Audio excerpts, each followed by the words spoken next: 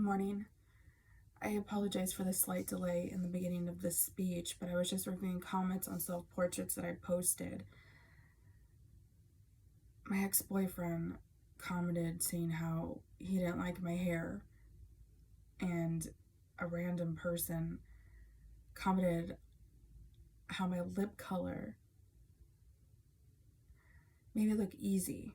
My aunt said, "Don't post pictures asking to be sexualized." And another random person said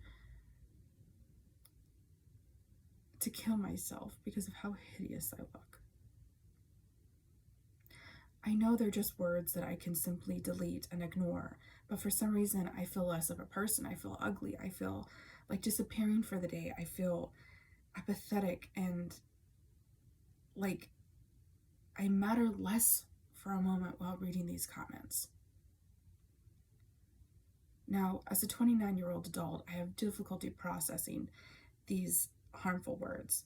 I couldn't even imagine being told these things at the age of 8 or 12. Like those who commit suicide at the age of 13 because of comments like these.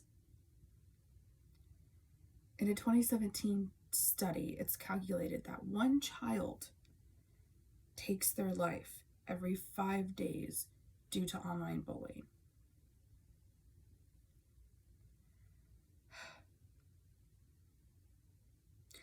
In our online world today, there are not enough people to stand up for these being impacted by online bullying.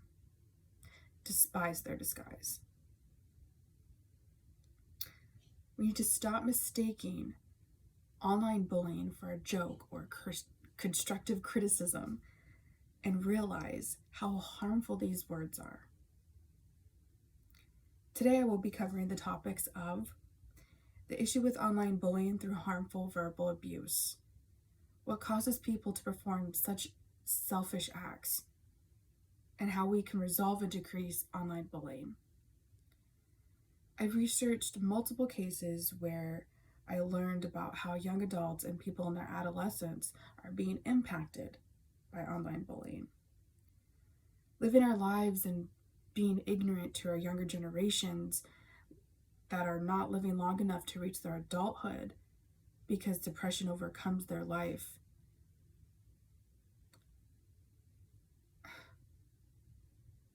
I recall a study where the majority of young people who experience online bullying are college students who get to the point where they turn to alcohol, and inevitably that turns to substance abuse. 25 to 30% of those people identified as clinically depressed. Another study showed between 2017 and 2015, the majority of those committing suicide were 76% male, 14 years old or younger. During this age range, it's scientifically proven that teenagers are still developing their self-esteem. We're constantly comparing themselves to people at school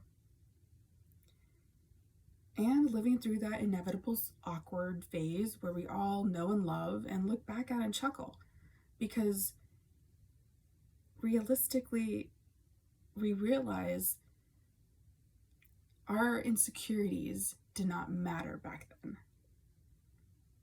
but how at that age we felt like our earth was shattering because we woke up with another blackhead on our forehead. One of the main theories of teen suicide stems from professionals accumulating research from hospitalizations over the years, from where the common reason teens were being admitted was due to bullying at school or from an anonymous person online. There were 118,363 serious attempts where children had self-harm injuries between the ages of 5 and 17 that were discharged, showing signs of suicide. In order for us to better comprehend why there's such an evil intent to make others feel self-loathing and hate, we need to dig deeper as to the causes of why this happens. There are many baseless theories as to why others bully online, but there's sensible reasons. Many perform online cyberbullying due to simply to get a good laugh. And others' intent stems from built-up anger or resentment due to jealousy or another unresolved issue outside of the internet. Most of the time, cyberbullying occurs within the same age range or group of friends or acquaintances. Statistically proven that those who bully others are deflecting self-esteem issues, not justifying these actions, but their insecurities are deflected, and also acts as a way of them gaining control or power among peers.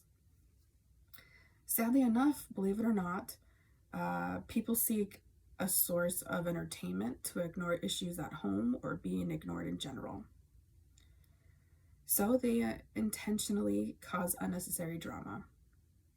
Regardless of learning the causes and reasons cyberbullying is taking lives of our younger population, we need to be proactive. In order to stop, we must be proactive and stop scrolling past the mean comments. One way those being affected can stop is simply to ignore the comments. Another constructive way is for there to be more online security through these applications, triggering keywords, automatically deleting these mean comments and messages. Lastly, blocking those who bring negativity. In order to better our online world and society, we do not joke about someone's appearance or capabilities. We need to stop ignoring. I have shared with you this online evil virus, how it's caused. Now let's do something to kill and stop allowing it to kill our kids. Imagine how happy our homes would be if we just paid more attention to our kids' phones and casually scrolled through the pointless comments. We would save a life by simply paying attention. When we see online harm or negativity, report the comments, regardless if you're related to the person or not. If there is more attention to reports of harmful comments, the owners of these mobile applications will pay more attention to it. In other words, in a world that feels so impossible to live in sometimes, we find comfortable places and comfortability in an online world, and we find an escape. Let's not allow our online world to be another unprotected means where we face yet more uncertainty, anger, and feel this sense of community, not only that we seek, but our younger generation seek.